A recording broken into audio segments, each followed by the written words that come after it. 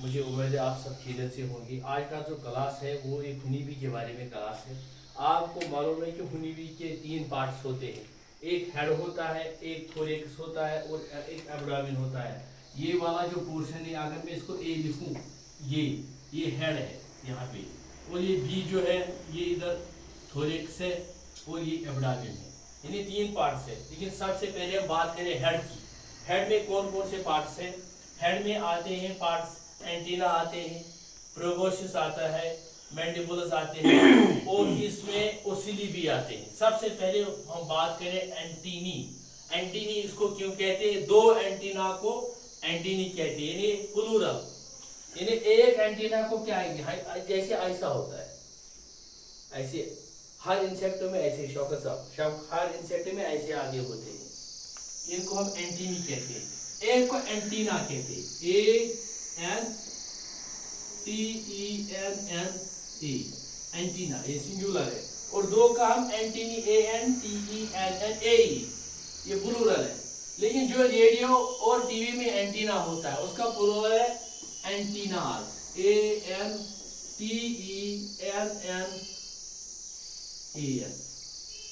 उसका एंटीना, वो अगर ये एंटीना होगा ये प्लूरल है, अगर इसको एस होगा तो ये उसका एंटीना, किसका? रेडियो और टीवी का एंटीना।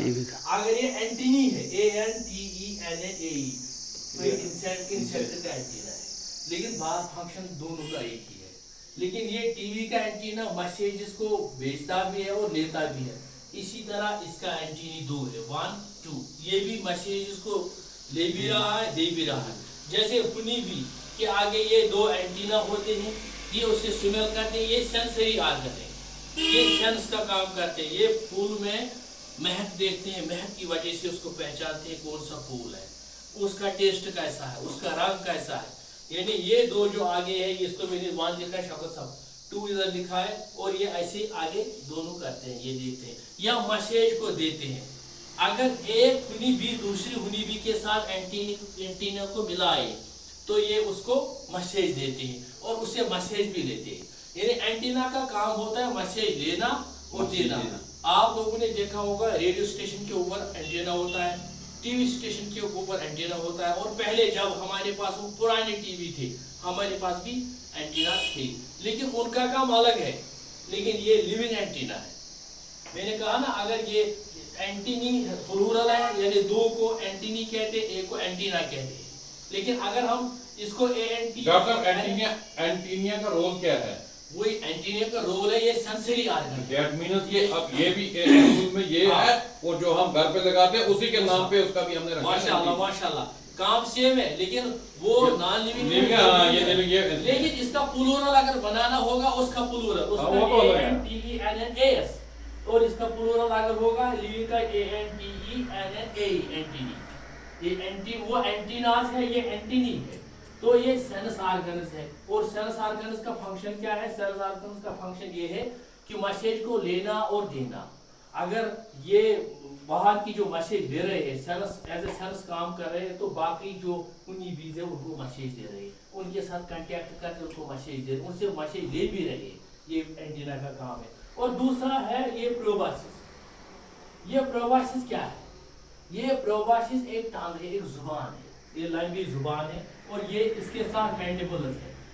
ये मैंडिबुलस, ये 1 2, ये मैंडिबुलस इसको सपोर्ट कर रहे हैं। अगर ये मैंडिबुलस ना होंगे ये टूट जाएगा। ये बहुत सारे इंसेक्ट्स में ये प्रोबासिस है। ये प्रोबासिस इसमें ग्रासहोपर में भी है, ये बहुत सारे इंसेक्ट्स में है, और ये मैंडिबुलस इसको सपोर्ट करे, ये प्रोबासिस है। इसी प्रोबासिस की वजह से एक हुनीबी नेक्टर हासिल करती है।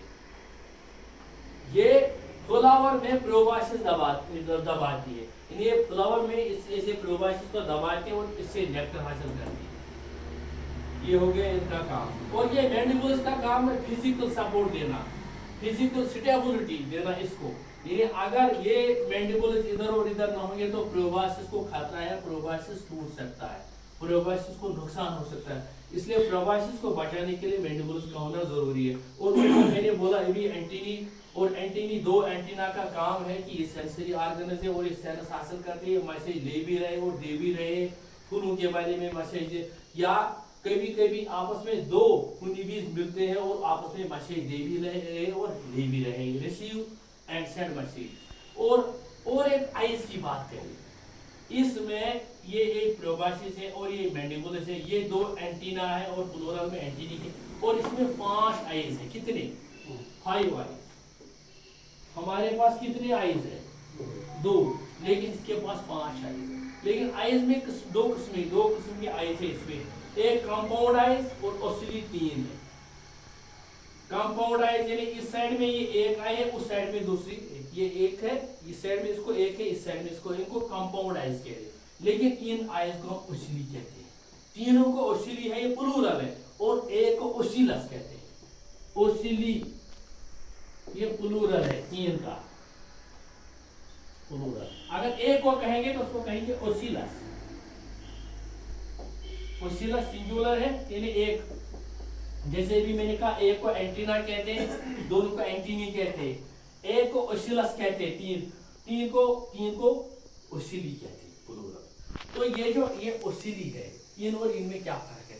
ये जो कंपाउंड आई है, इसमें बहुत सारे लेंसेज हैं, इसमें बहुत सारे, जैसे ये कंपाउंड आई है, इसमें बहुत सारे लेंसेज है, लेंसेज जो लाइट को रिसीव कर रहे हैं।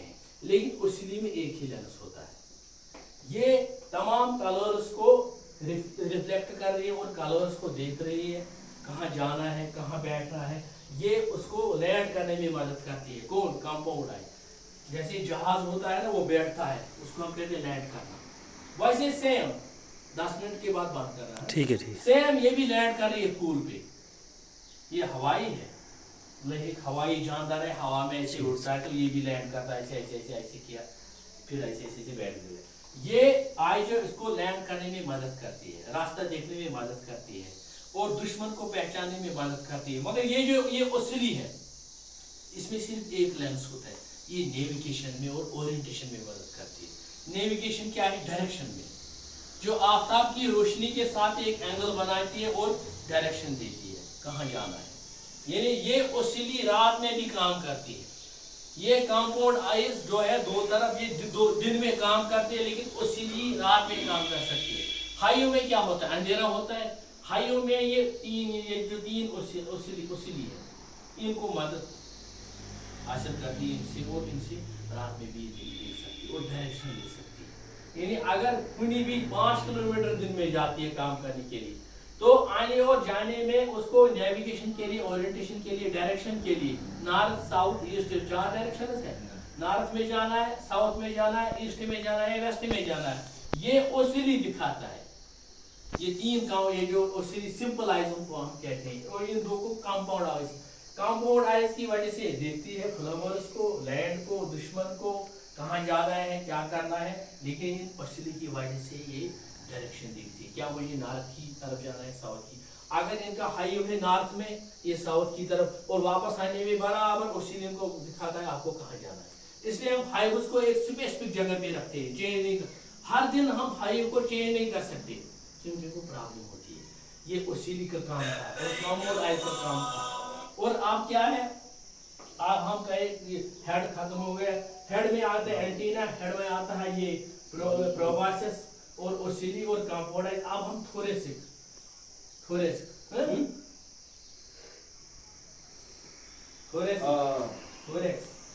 हम थोरेक्स की बात करते हैं। ये थोरेक्स जो मिडल वाला पार्ट है, हेड और एब्डोमेन के दरमियान में जो पार्ट होता है वो थोरेसिक का होता है। मैं और एक आई बनाऊंगा इधर।